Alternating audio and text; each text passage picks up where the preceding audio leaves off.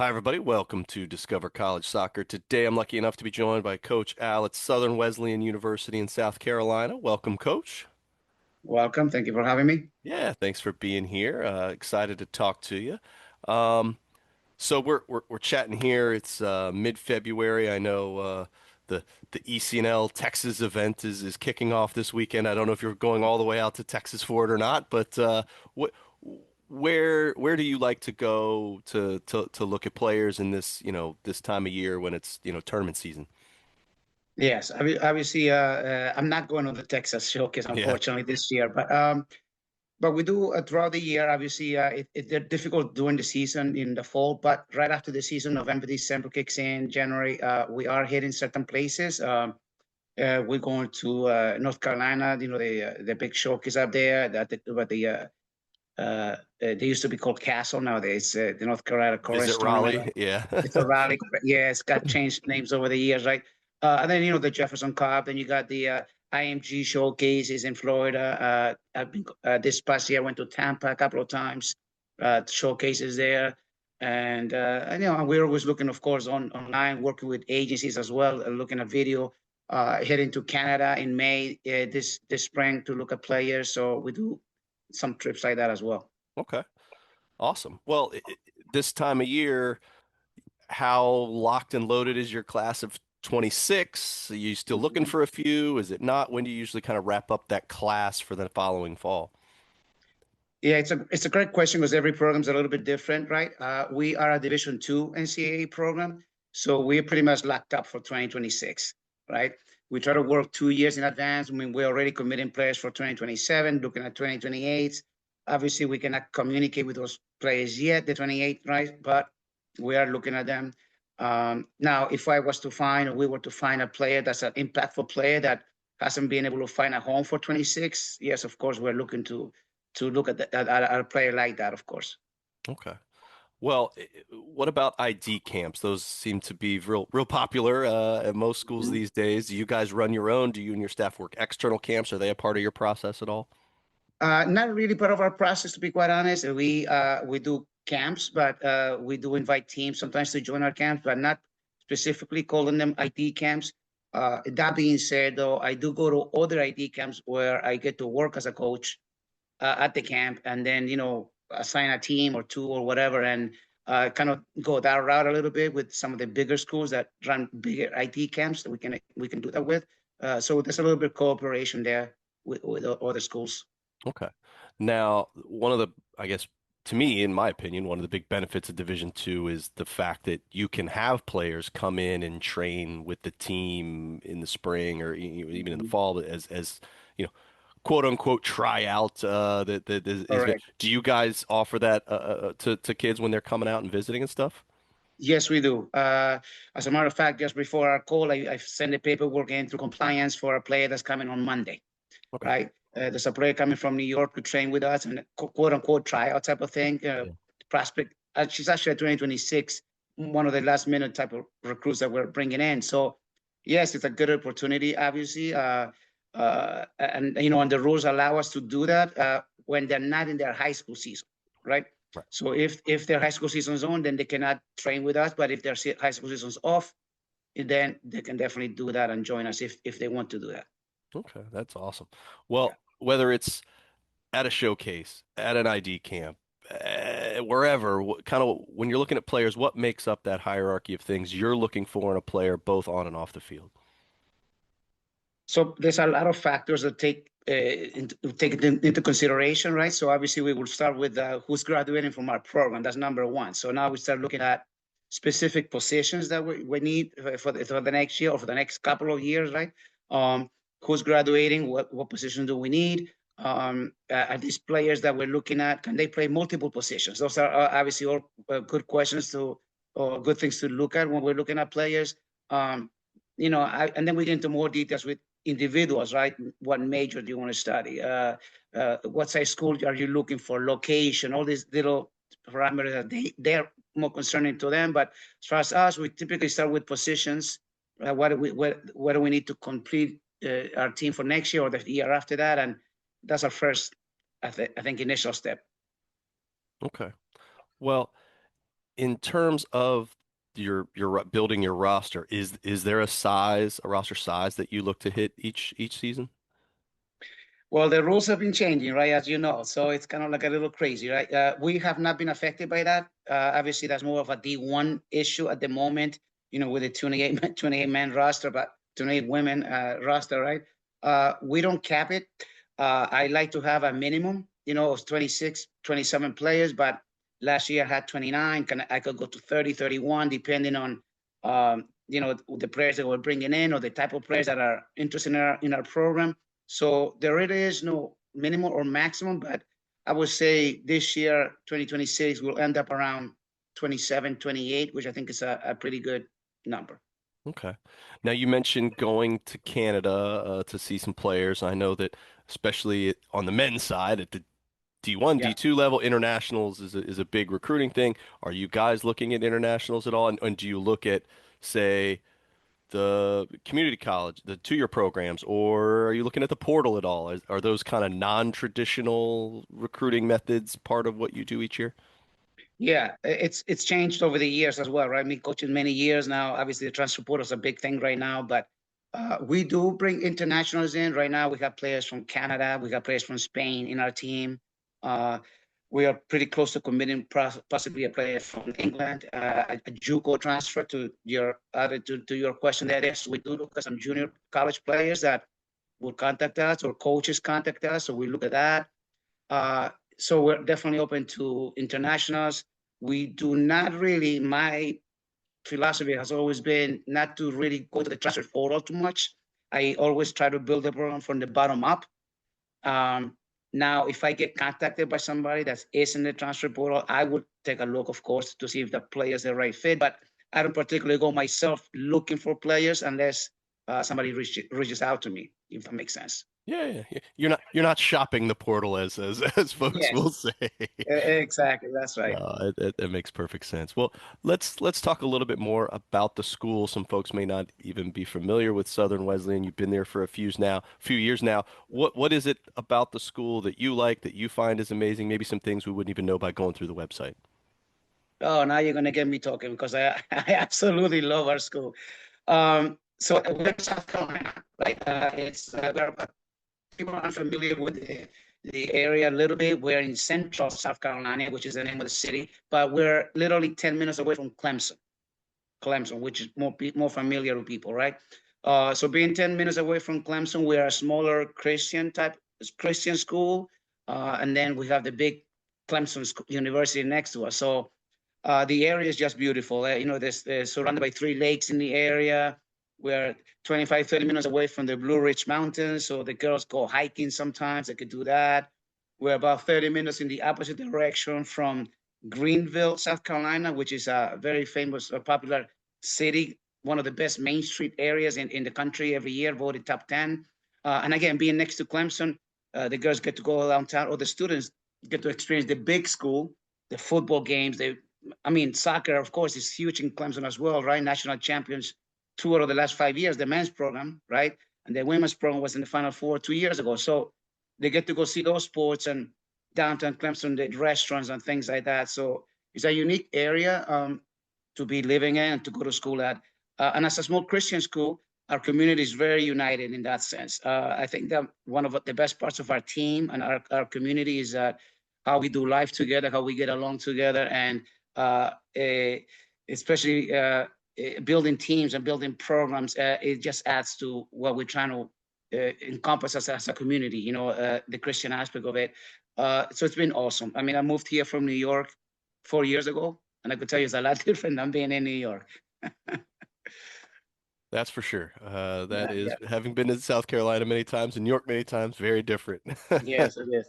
Well, one of the more difficult parts of making the transition from being a high school athlete to a college athlete is really balancing the demands of both the academic side of things and the athletic side of things. So, how does your school help student athletes manage both and be successful in both, and kind of what support systems are there in place for them? For us, it actually begins through the recruiting process, right? So try to teach young high school players really that are going to be coming to our program. hey, this is some things you could be doing to help yourself already, even before you become a student at our school. Not only obviously academically to try to get the best grades because you're going to get hit with a lot of hard courses in college, but physically too, as a soccer player, there's things that they could be doing before they get here to help themselves on the field, strength training, speed and agility, all these kinds of things that sometimes are a shocking moment for incoming freshmen that, oh boy, this got really physical, really quickly and really fast. So those are things that are important that we instill in them at the beginning. And then once they're here, of course, we have tutoring programs for our athletes. If anybody needs a tutor for any subject, we are a school that do not require study hall for freshmen. A lot of schools do require that. We don't because our GPA and academic setting is pretty good. The average GPA, I could tell you for my team, last year we had 29 girls. I think it was between 3.5 and 3.6. So that's very good, right? So if somebody falls below 3.0, I have a tendency of sending them to study hall or getting a tutor to help them because I want to keep a certain standard, right?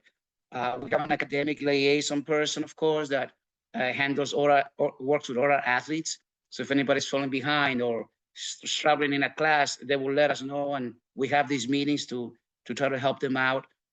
Very supportive academic environment at our school. So because it is a small school, 14, 15 students per class, they have a really good relationship with their professors. And if there's a conflict with a game or something like that, they usually worked out where they'll do the test a different day or finish a lab in a different session or things like that. So highly supportive of our athletes academically at Southern Wesleyan. Okay, no, that's fantastic. Well, let's Yeah. rewind back to October. You're in the heart of that Conference Carolinas season. Walk Mhm. me through, what does a typical week look like for a player in terms of winter practices, meals, classes, the game cadence, all those kinds of things? Yeah, obviously that's the busiest part of our season, right? We begin in August, with scrimmages and non-conference games. That as you said, October is when now you got to really get into the conference games. So it's very busy time of year. Typically, obviously, we do weight training in the mornings. During the season, we just do maintenance type of work. So maybe twice a week, 7 a.m. type of stuff. We're bringing them with our strength and conditioning coach to the weight room just to maintain what they've been doing throughout the year because we cannot push them hard weight training because there's so many games going on, right? So many training sessions and 2 games a week. Then we're training in the afternoons. 4 to 6. Sometimes we go a little bit later, maybe 5 to 7:30, something like that, and 2 games a week. So Tuesdays and Saturdays or Wednesdays and Saturdays is when we're playing.